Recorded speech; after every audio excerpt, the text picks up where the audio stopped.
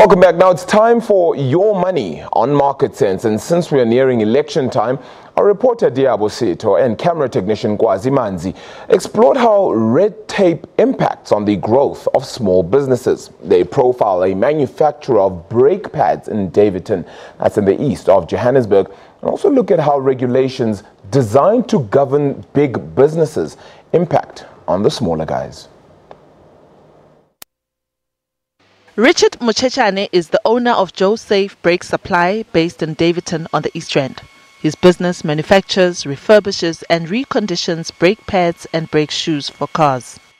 Your other combis, they've got the bigger drums. Their drums have been skimmed and it is difficult to get the specific brake pads or brake linings for those cars. Like during your holidays, you can just come to me and you find that these bigger guys, they're closed. You can just give me a ring, give me a call, then I'll fix you up.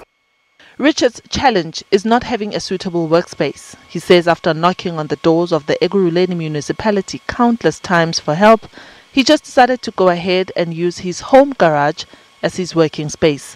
And this has put him at a disadvantage with the South African Bureau of Standards, tasked with approving his products for quality and safety compliance. Let's go to the SABC. They can't talk to me when I'm working in a residential areas. I have gone to the municipality to give me the industrial space. So I'm between a hard rock and a hard place. If SABC cannot talk to me, and whereas the government cannot help me out, so what should I do? Should I stop? Rosh Mamabulo is the founder of Laura Center for Innovation and Entrepreneurship. He says it is unfortunate that laws governing small businesses are actually designed for big businesses. Startups still have to abide by the same laws for big corporates. So we have this approach that small businesses are a smaller version of a big company, and therefore they need to be able to absorb the same laws that big companies have. South Africa currently ranks 82 out of 190 economies in the World Bank's latest Ease of Doing Business report.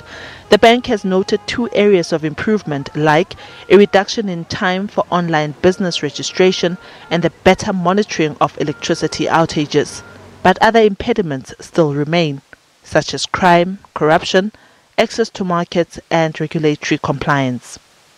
One of the concepts that's coming up quite prominently is workshops as incubators, where we put up a hub where there is equipment, there's tools, there's machines, industrial machines, where entrepreneurs can come in and use those tools.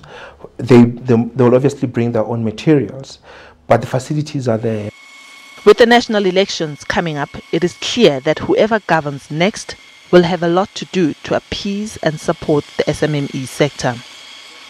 One of the most difficult things that I have found is the inability of political parties to clearly articulate what their policies are on supporting entrepreneurship.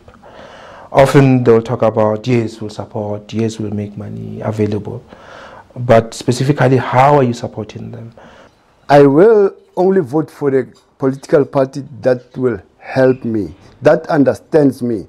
I will vote for the people who are not sitting in their offices, who have got their ears on the ground, who know what we face every day. Liabo Setho, SABC News, Johannesburg.